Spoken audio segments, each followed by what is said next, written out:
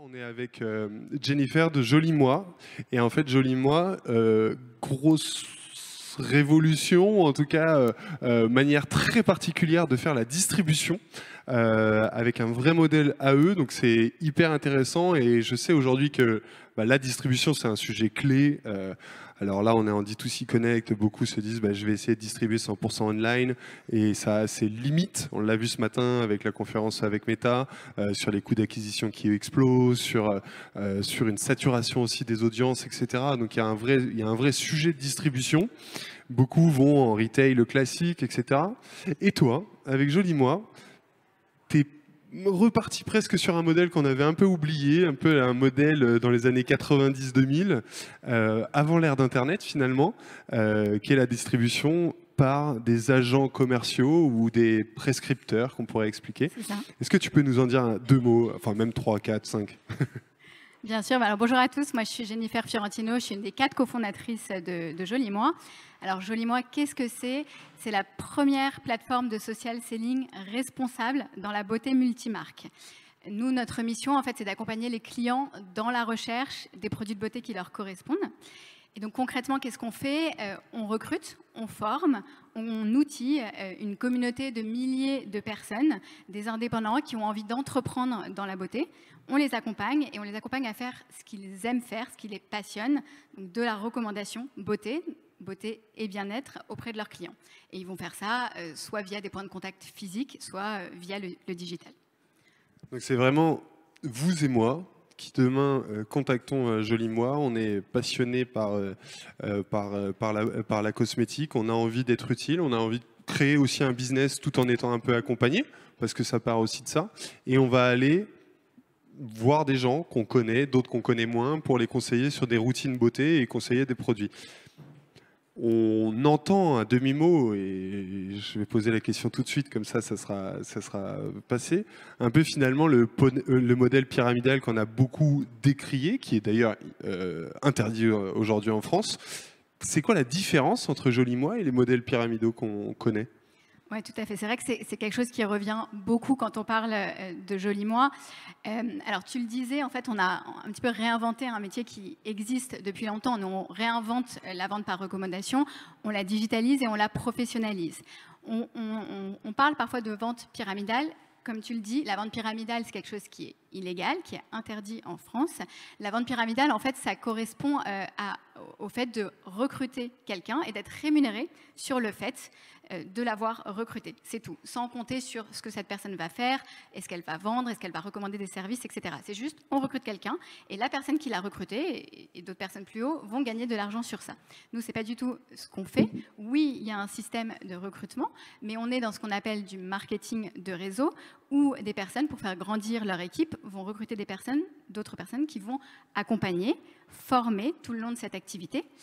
Il faut que la personne qui va recruter son équipe fasse un minimum de ventes, donc exerce cette activité, conseille, fasse des ventes, vende des produits, et que les personnes de son équipe, de la même manière, fassent cette activité, se forment, conseillent et génère aussi du chiffre d'affaires. Donc c'est ça la distinction. La vente à domicile, nous on parle plutôt de social selling parce qu'on l'a vraiment redigitalisé, mais c'est quelque chose qui est réglementé en France. Il y a même une fédération de la vente directe qui existe et qui n'est pas du tout quelque chose d'illégal comme on a tendance à le dire parfois. Et du coup, donc toi, ton métier, et c'est ça qui est assez intéressant dans l'approche, c'est que tu ne recrutes pas de clients, tu ne recrutes que des conseillers qui, eux, vont recruter des clients. Il y a vraiment un travail et finalement, comme tu me le disais, vous n'êtes presque pas connus des clients finaux. Joli Moi est assez peu connu alors que finalement, c'est distribué ou en tout cas, il y a de la prescription partout en France. Exactement. On ne fait pas d'acquisition finale, donc pas d'acquisition en B2C, on n'en a jamais fait. On fait de l'acquisition en B2B2C, donc nous on va recruter nos indépendants, qu'on appelle chez Joli Moi des stylistes beauté, via différentes manières. Ça peut être via de la publicité sur les réseaux sociaux, sur Facebook, sur Instagram, via le SIA, le SEO. On a plein de manières, des événements physiques aussi, pour recruter ces personnes qui vont eux-mêmes aller recruter leurs propres clients. Ils vont aller en parler à leur entourage, l'entourage proche d'abord, les amis, la famille, et puis ensuite on va leur apprendre à étendre ce réseau, que ce soit via des événements qu'ils vont organiser dans des comités d'entreprise, dans des marchés de Noël, etc. Mais aussi, évidemment, via les réseaux sociaux. Et on les accompagne énormément sur cette partie-là, et notamment depuis le Covid, où on a pris un tournant à ce niveau-là, où on a lancé une social academy, où on forme sur l'utilisation des réseaux sociaux notre communauté d'indépendants. Donc aujourd'hui, on en a plus de 7000 en France et en Belgique, qui au quotidien conseillent et accompagnent des clients partout, en France, en Belgique et même dans d'autres pays d'Europe. Du coup, il vous a fallu combien de temps pour recruter 7000 commerciaux? Ça ne s'est pas fait du jour au lendemain.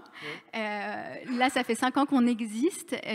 On a eu une vraie accélération, notamment... alors, je ne vais pas dire grâce au Covid, parce que c'est difficile de dire grâce à, mais pendant cette période-là, parce que c'est vrai qu'il y a beaucoup de personnes qui se sont retrouvées dans des situations inconfortables, qui ont peut-être perdu leur travail ou qui n'ont pas pu l'exercer et qui se sont retrouvés chez eux seuls. Et nous, ces personnes, on leur a proposé une vraie opportunité pendant cette période-là. On leur a proposé la possibilité de se lancer dans cette activité et de pouvoir garder ce lien avec d'autres personnes, même si c'était à distance, de pouvoir gagner un complément de revenu, voire un revenu total. Donc on a une vraie accélération depuis 1 an et demi, 2 ans. Et là, rien qu'en octobre, on a recruté plus de 2000 stylistes beauté parce qu'on a tout un engagement pour aider en fait les personnes à booster leur pouvoir d'achat. Donc on leur permet de rentrer avec des conditions un petit peu préférentielles et un accompagnement assez personnalisé. Et donc la communauté grossit énormément. Et donc tu le disais, c'est pour la plupart des 7000 personnes, c'est finalement un temps partiel, c'est un complément de revenus. Ils font ça à côté d'une autre activité, etc. C'est pour très peu parmi eux un métier à part entière. Exactement. Ouais. Pour environ 80% du réseau, c'est un complément d'activité. C'est une activité qu'en fait, vous et moi, vous pouvez faire aujourd'hui. Et d'ailleurs, nous, chez Joliment, on est tous stylistes beauté. On recommande tous des produits à notre entourage via des petits ateliers ou à distance. La plupart font ça parce que soit ils aiment ça, ils aiment la beauté, ils aiment le conseil et ils se disent pourquoi pas se lancer dans cette aventure. D'autres font ça pour ajouter des lignes à leur CV. On a des étudiants qui nous rejoignent aussi dans cette activité et d'autres font ça par nécessité parce qu'ils ont besoin d'un complément de revenus. Et ça, il y a pas mal d'études sur ça. Je crois qu'en 2020 seulement, il y avait plus de 2 millions de personnes en France qui cumulaient 2 emplois. On parlait à une époque, beaucoup des slashers, c'est un petit peu ça. Parfois, c'est par envie, parfois, c'est par nécessité. On a des personnes qui ont l'envie d'en vivre, on a des personnes qui en vivent, on a vraiment tout type de profil, du hobby à la personne qui fait ça à temps plein. Et parmi les 7000, il y en a combien qui sont vraiment actifs, qui font des ventes tous les jours ou en tout cas de façon très régulière? On a un taux d'activité autour de 75 à 80% par mois. Ok, donc c'est quand même pas mal. Ouais. Et ça représente combien de clients touchés à la fin? On a plus de 150 000 clients aujourd'hui chez Joliment. Donc j'imagine que quand vous allez voir une marque de beauté et que vous leur dites j'ai potentiellement 150 000 personnes qui peuvent acheter votre produit si on vous référence, ils doivent vous regarder avec des gros yeux, non? Alors, les marques, elles ont très vite compris l'intérêt en fait d'être distribuées chez Joliment. Et si on revient à la genèse de Joliment, avant Joliment, à l'origine, donc il y a Isabelle Rabier qui est la CEO de Joliment, qui elle-même avait créé sa propre marque qui s'appelle Dermance, qui est aujourd'hui distribuée chez Joliment. Elle l'a créée, il faut revenir 10 ans en arrière, en sortie d'école de commerce. Et quand elle a voulu créer sa marque, elle s'est dit mais comment je vais la distribuer? Et elle a tout de suite compris l'intérêt en fait de cette distribution via les pairs, via de la recommandation entre pairs. Et donc elle a choisi de distribuer sa marque comme ça. Sauf que c'était une gamme très courte, difficulté de lancer des nouveaux produits et sa marque s'adresse en fait à une niche. C'est essentiellement pour les femmes et les hommes aux peaux matures. Donc elle s'est rendue compte très vite des limites, et notamment sur la partie digitale, puisque les conseillers à l'époque ressemblaient à leurs clients, donc n'étaient pas obligatoirement très, très digitalisés, donc elle a eu du mal à aller plus loin. Pourquoi je dis ça? Parce qu'à ce moment-là déjà, il y a beaucoup de marques qui l'ont contactée en lui disant mais nous, on aimerait utiliser ton réseau en fait, parce qu'ils ont compris tout de suite l'intérêt d'avoir un réseau d'ambassadeurs qu'ils vont former aussi. On a des interactions en permanence entre nos marques et nos stylistes beauté, à qui ils vont partager des conseils, des astuces, avec qui ils vont créer un véritable lien. Et donc ces personnes, ça va être leurs ambassadeurs au local. Donc, quand ils ne sont pas distribués dans certaines boutiques très connues, et parfois ils n'ont pas envie d'être distribués partout, mais voilà, nous on a vraiment, grâce à ce réseau, cette présence locale, un vrai maillage territorial. Ils sont, voilà, comme je disais, 7000 à pouvoir pousser la marque auprès de leurs clients. Parce que c'est 7000 influenceurs, entre guillemets, c'est de se dire, je lance un nouveau produit, s'il plaît, il y a potentiellement 7000 personnes qui vont sur leurs réseaux sociaux, sur leur Facebook, leur Instagram, etc., créer du contenu pour la marque et du contenu de qualité, parce qu'ils ont tout intérêt à ce que ça soit désirable pour que leurs clients à eux aient envie de l'acheter. Donc c'est aussi un vrai relais de communication, j'imagine. Tout à fait, tout à fait. On a ces stylistes beauté qui sont très digitalisés, donc qui communiquent énormément sur les réseaux sociaux, qui créent du contenu, et ça, les marques l'ont tout de suite compris aussi. D'ailleurs, elles repostent très régulièrement le contenu créé par nos stylistes beauté.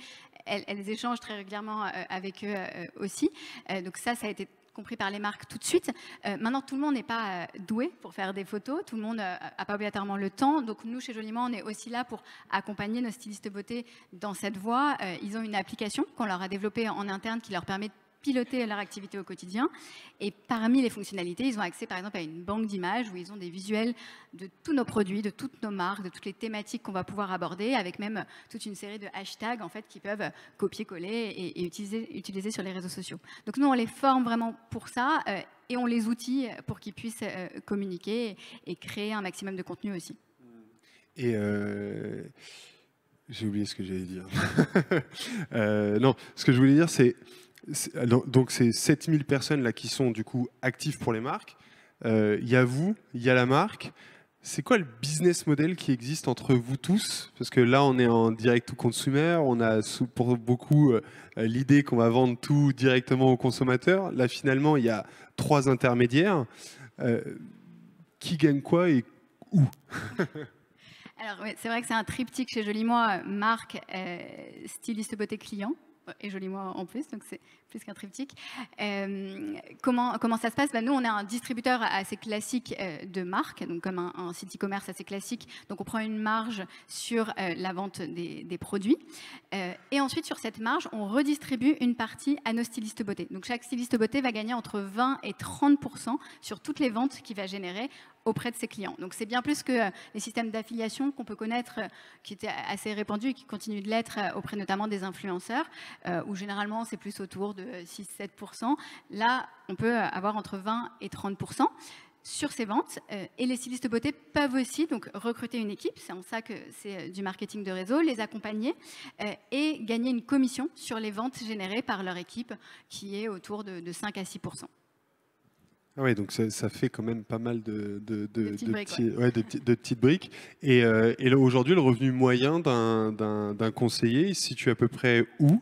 Alors c'est très variable parce qu'en fait ça va dépendre du temps qu'ils vont consacrer à cette activité. Comme je le disais, il y a énormément de personnes qui font cette activité en temps partiel. Quand je dis temps partiel, c'est quelques heures par semaine, quelques heures par mois. Donc la plupart vont gagner entre, on va dire, 100 et 300 euros par mois, ce qui est quand même assez substantiel. Généralement, quand on fait ça pour se payer des vacances ou pour voilà, financer ses cadeaux de Noël, etc., c'est une bonne base. Il y en a qui gagnent moins. Parce que soit ils n'y arrivent pas, parce que ce n'est pas obligatoirement une activité qui est possible pour tous, ou parce qu'ils n'ont pas le temps à y consacrer. Et on a un pourcentage aussi qui gagne bien plus. On a des personnes qui en vivent très très bien. On a un pourcentage de nos stylistes de beauté qui vont gagner plus de 10 000 euros par mois. Donc c'est assez conséquent.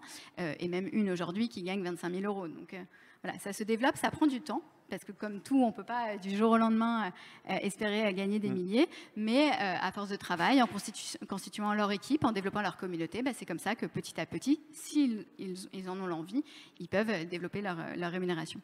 J'imagine que si on fait 25 000 euros avec 30%, ça veut dire que ça fait à peu près 75 000 euros de CA par mois. C'est quelqu'un qui ne travaille pas toute seule. Alors, elle se fait généralement, aider. les personnes qui gagnent, qui en vivent, c'est des personnes qui ne sont pas obligatoirement les meilleurs conseillers, les meilleurs vendeurs. Ce n'est pas leur focus. Évidemment, ils savent faire, mais eux, en fait, ils recrutent d'autres personnes qui les accompagnent. Donc là, on a une expertise qui est une expertise de management, en fait, d'équipe. On va former, on va accompagner, on va les aider à recruter leurs clients, faire un conseil très personnalisé et vendre les produits. Donc eux, ils passent leur temps essentiellement sur ça, sur de la formation. Et du coup, le client, comment il reçoit ça? Enfin, moi, j'ai pas de conseiller beauté. J'y ai jamais pensé d'ailleurs, et je serais étonné que quelqu'un me le propose. Comment c'est reçu ça, d'un point de vue client, que quelqu'un vienne et nous dise, bah tiens, il faut que tu mettes ça, il faut que tu prennes ça, et puis surtout, il faut que tu achètes auprès de moi. Alors, je pense qu'il faut repartir d'un des constats de base qu'on a eu pour lancer Joli Moi, qui est que je pense que c'est arrivé à beaucoup de gens dans la salle, en tout cas ça nous est arrivé à tous chez Joli Moi, d'acheter un produit de beauté, de commencer à l'utiliser et puis de nous rendre compte très vite qu'il ne nous va pas. Il ne nous va pas parce qu'il ne correspond pas à notre peau, on n'aime pas la fragrance, on n'aime pas la texture, enfin, il peut y avoir vraiment plein de raisons.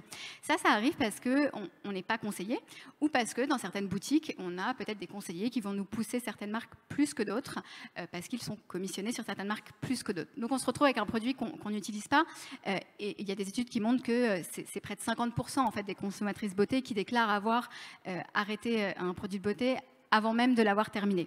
Donc c'est pas très bon pour l'écologie, c'est pas très bon pour le portefeuille non plus. Donc nous on est parti de ce constat de base. Donc pour le client, en fait cet accompagnement, il est vraiment très premium. On a un styliste beauté qui est là avant l'achat pour le conseiller, pendant, après. Il reçoit son produit chez lui.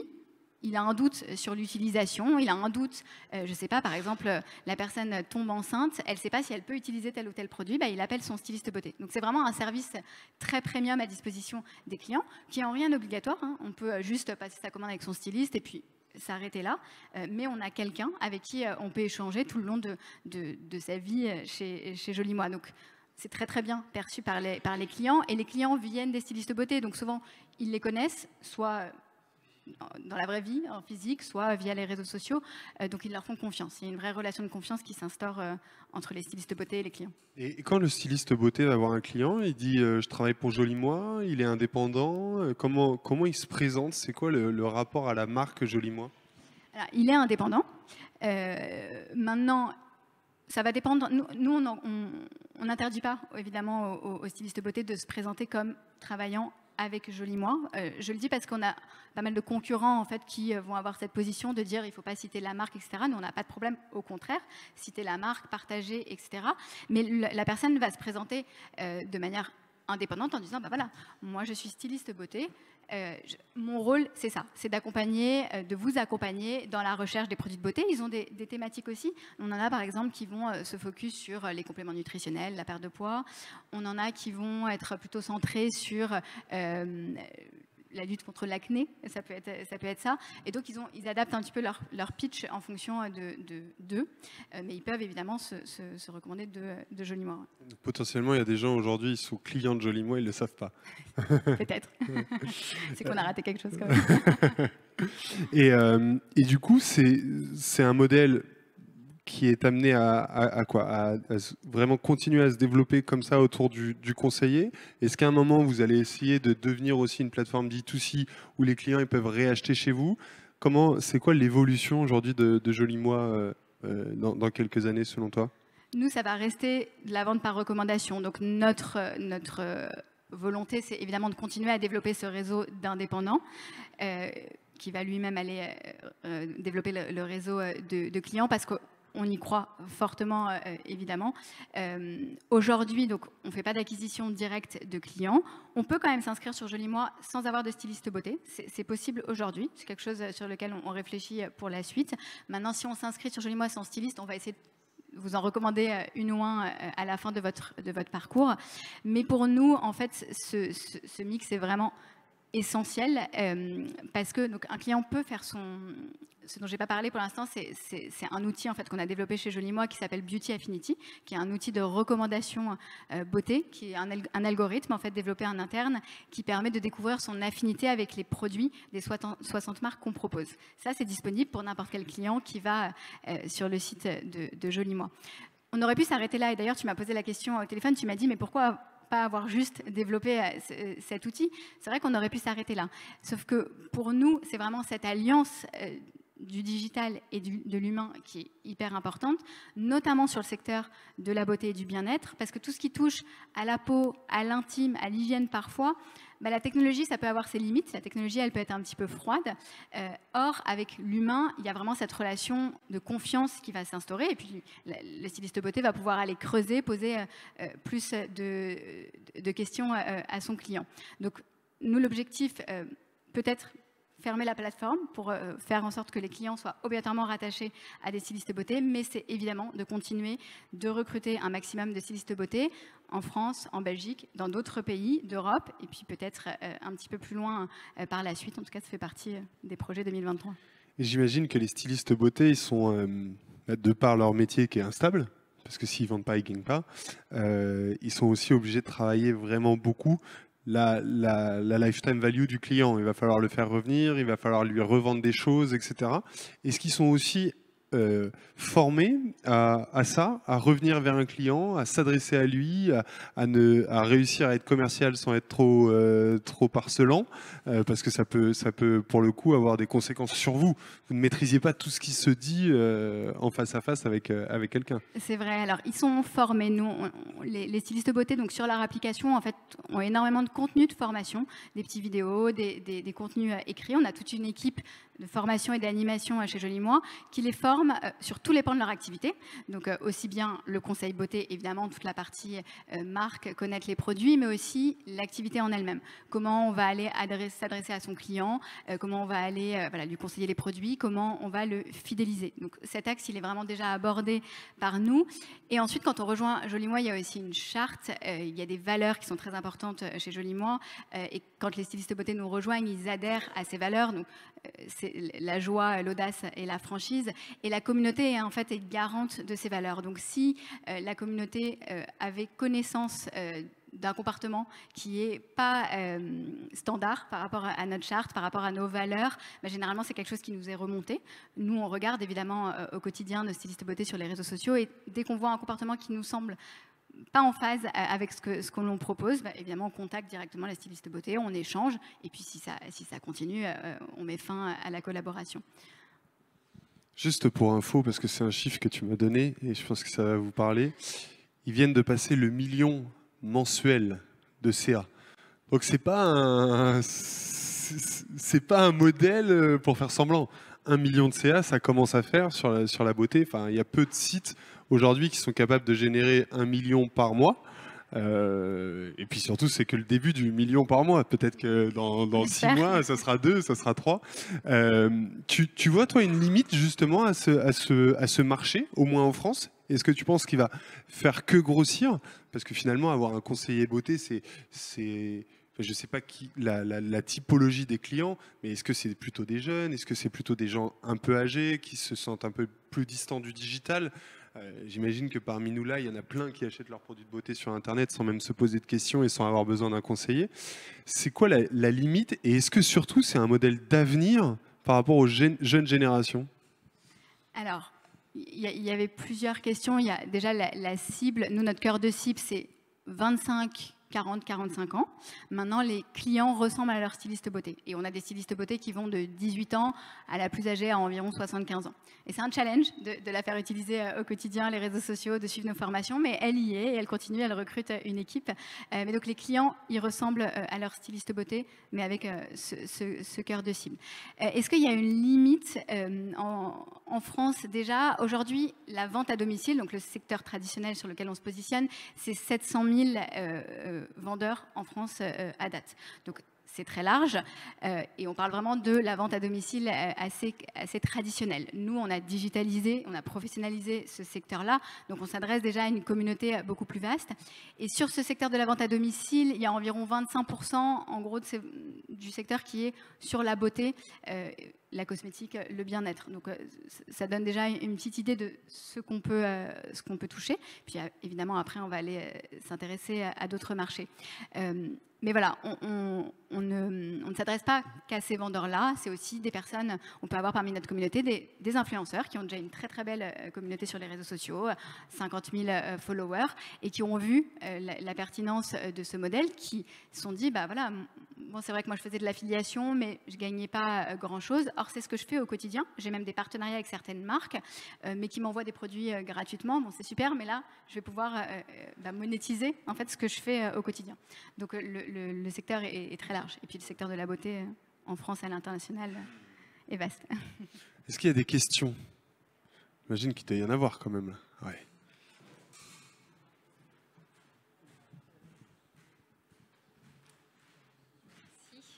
Bonjour. Bonjour. Alors j'ai vu que vous vendez aussi en ligne. Quelle est la part en ce moment de vente en ligne par rapport aux ventes chez les conseillers? C'est marginal ou c'est en train de progresser? Alors, en fait, tous les achats se passent en ligne. Quand bien même on est conseillé par un styliste beauté, l'achat final, il se fait en ligne, soit directement sur le site jolimo.com, soit via l'application qui est à disposition de nos stylistes beauté.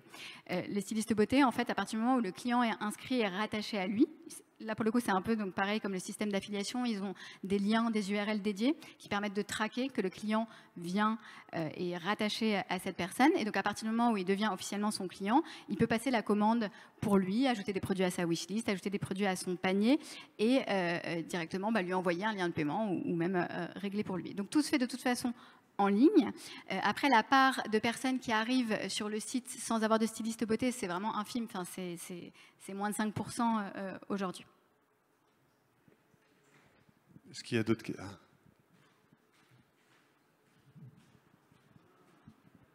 Est-ce qu'au final, du coup, vous n'avez pas peur que le client final finisse par acheter directement auprès de la marque qui lui a été conseillée par son styliste beauté? Est-ce que vous avez une idée de ce que vous pouvez perdre en termes de CA Alors oui, c'est quelque chose qui peut exister, en effet. Maintenant, comment on contre ça déjà par le service qu'on propose avec nos stylistes beauté. Parce que comme je disais, c'est super d'aller acheter dans une boutique un produit... même si on pense que c'est vraiment le produit fait pour nous, ensuite on se retrouve chez soi, on ne sait pas exactement comment l'utiliser, on ne sait pas si ça s'adapte à son quotidien. Donc là, il y a ce service avec les stylistes beauté qui dure tout le long de sa vie pour tous ces actes d'achat. Et ça, les clients s'en rendent compte assez vite que peut-être une fois ils vont aller acheter ailleurs, mais en fait ils vont revenir très régulièrement à leur styliste beauté avec qui ils vont pouvoir échanger, avoir cette relation de confiance qu'ils n'auront pas ailleurs. Et ensuite, ça se fait aussi via la sélection de marques qu'on va faire. On va aller... Donc aujourd'hui, on a plus de 60 marques, pour certaines très connues, comme MAC Cosmétiques, comme Dermalogica, comme Manicuriste, donc qui sont dans ces cas-là disponibles dans d'autres boutiques. Mais on va aussi aller dénicher des petites marques avec lesquelles on va nouer des exclusivités pour garantir qu'ils ne soient pas accessibles auprès d'autres sites internet ou des sites de vente privée, etc. Donc c'est aussi dans la sélection qu'on fait. Et dans la relation qu'on a avec les marques, on a aussi une relation de confiance avec nos marques. Donc ça fait partie aussi des négociations qu'on peut avoir avec eux, de ne pas aller faire des réductions à tout va dans les mois qui suivent une entrée de marque chez Joli Moi de leur côté. Ok, parce que je me demandais, du coup, le prix final est le même que si la personne allait directement sur le site de la marque. Oui, exactement. Okay. On va jamais payer, on va jamais vendre les produits plus chers. C'est le prix de vente recommandé. Okay. Il y a le prix de vente recommandé, et justement, comment tu fais pour t'adapter aux opérations commerciales des marques? Est-ce que ça, tu t'alignes à chaque fois sur elles? Non. Ou est-ce que toi, tu as vraiment aussi ta stratégie de pricing avec des opérations de temps en temps sur des marques? Alors nous, on ne fait pas de solde chez Joli Moi, pas de promo, jamais. Ça, c'est vraiment quelque chose de très important pour nous et on communique très ouvertement dessus au moment du Black Friday, notamment parce qu'on valorise en fait le service de nos stylistes beauté et qu'en plus, on pense que sur le secteur de la cosmétique, c'est très différent du secteur de la mode où il y a une question de saisonnalité. Sur un produit de beauté, en fait, il n'y a pas de raison de faire des réductions. Donc ça, c'est quelque chose pour lequel on y croit très fortement. En revanche, on va pouvoir faire des offres pour nos clients, mais ça va être des offres, par exemple, basées sur un minimum d'achat, ou si on lance une nouvelle marque, on va aller leur offrir un produit de cette nouvelle marque. Donc, c'est plus ce genre d'opération. On a un programme de fidélité aussi pour nos clients, où ils vont cumuler des points et qui vont pouvoir ensuite transformer en bon d'achat. Souvent, quand on est distributeur comme ça de marques, on finit par devenir marque soi-même. Est-ce qu'il y a dans les petits papiers de Joli Moi demain une marque un peu en MDD qui serait développée et distribuée exclusivement sur le réseau Joli Moi? C'est possible, c'est pas encore acté. Bizarrement, à chaque fois que je pose ces questions aux distributeurs, ils sont toujours un peu flous. Non, ça pourrait être quelque chose à explorer, mais ce n'est pas la priorité aujourd'hui. En revanche, on sait que notre communauté est très fan de notre marque, de notre identité. Donc, ils ont sur leur application une boutique cadeau où ils peuvent, grâce aux ventes qu'ils font, grâce aux statuts qu'ils peuvent atteindre, avoir des points cadeaux. Et ces points cadeaux, ils les utilisent pour acheter en fait des produits brandés Joli Moi. C'était sur leur demande. Hein. C'est pas nous qui avons mis ça en place à la base, mais c'était vraiment eux. Ils nous ont vus sur des opérations, avoir une casquette Joli Moi, un pull Joli Moi, et en fait, ils nous ont demandé de les produire. Donc, eux ont. Et en fait, ils les utilisent aussi pour leur communication sur les réseaux sociaux ou lors de des ateliers qu'ils organisent.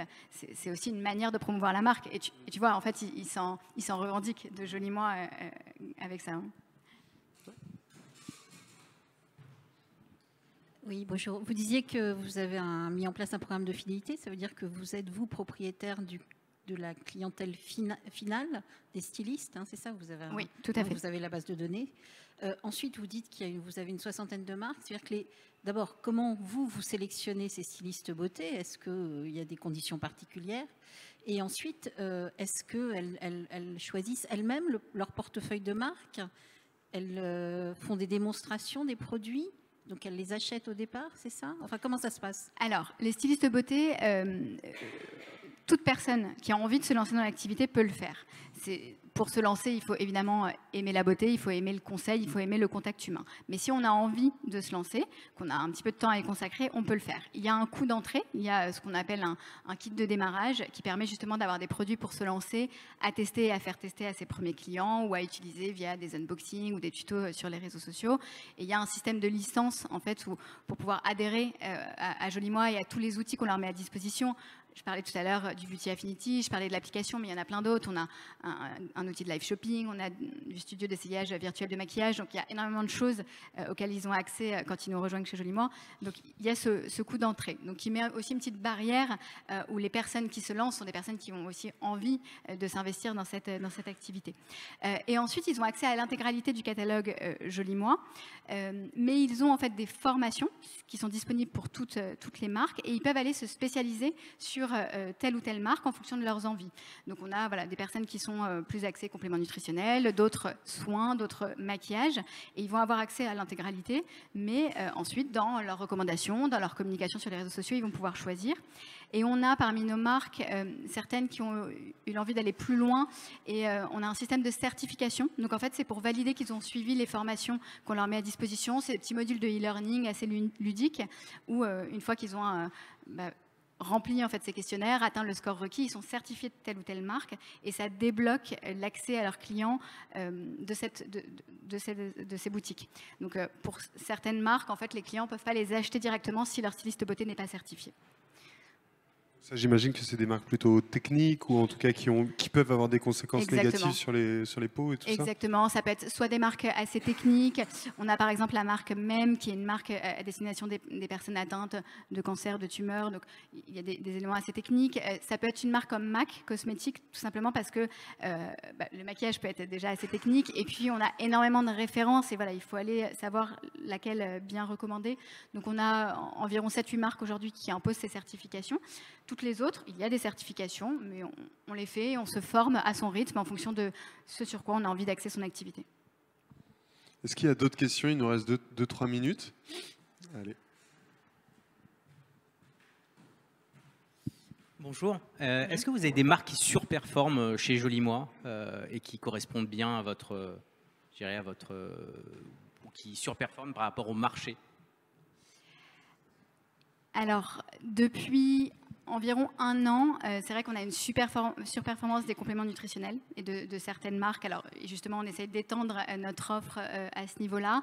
Pourquoi déjà parce qu'il y a de plus en plus de marques qui se lancent sur ces secteurs-là. Et c'est aussi un petit peu circonstanciel, c'est qu'on a dans notre réseau a beaucoup grossi, comme je disais, depuis 1 an et demi, et on a des conseillers d'autres sociétés qui étaient peut-être spécialisés dans le complément nutritionnel qui nous ont rejoints à ce moment-là. Et nous, tout notre enjeu, c'est évidemment de leur apprendre ensuite à aller conseiller autre chose. Donc il y a ce secteur-là qui performe bien. Et puis après, ça peut être saisonnier. Enfin, il y a des marques qui vont surperformer sur des périodes type l'été, des marques d'auto-bronzant notamment. Si j'ai bien compris sa question, Ouais. c'est des marques qui surperforment chez vous, par rapport Alors, à la distribution classique des marques qui finalement, via votre conseil, arriveraient à vraiment se détacher alors qu'elles pourraient balbutier à côté. C'est ça que tu voulais dire, ouais. alors, surperformer par rapport au marché, j'ai pas peut-être de données chiffrées. Maintenant, ça permet à alors pour le coup, des plus petites marques qui justement aujourd'hui sont peut-être pas très bien représentés dans un réseau de distribution classique ou sont peut-être présents dans des boutiques très connues, mais on le sait que dans ces boutiques... Être présent ne veut pas dire faire des ventes. Exactement, et ne veut pas dire être mis en avant. Donc souvent, c'est ces marques-là qui vont mieux performer chez Joli Moi parce qu'ils ont accès à ce réseau. Ouais. Merci beaucoup, Jennifer. Merci. Le temps. Ah. Ça dépend des marques. On fait énormément de consignation. Donc on a un logisticien, donc on stocke tout chez notre logisticien, mais on fait de la consignation sur une bonne partie de nos marques, et donc on paye quand le produit est vendu. Sinon, ça serait compliqué. Ça serait compliqué à gérer. Il faudrait beaucoup plus de cash. Merci beaucoup, Jennifer. Merci. On va voir juste après une conférence de très haut niveau. Il faudra. Je la taquine parce que c'est la première fois qu'elle fait une conférence, donc c'est pour ça que je joue un petit peu avec elle pour la détendre, mais qui a fait quelque chose d'aussi très incroyable dans la beauté aussi, qui a réussi à lancer une marque avec 0 et qui aujourd'hui ne vend quasiment que via TikTok, en organique, sans payer, et qui fait déjà un chiffre d'affaires, on verra si elle le dit, donc je ne vais pas le dévoiler, mais très important pour une si jeune marque en si peu de temps. Donc si vous voulez connaître des canaux d'acquisition gratos, il faut rester juste après. À tout à l'heure.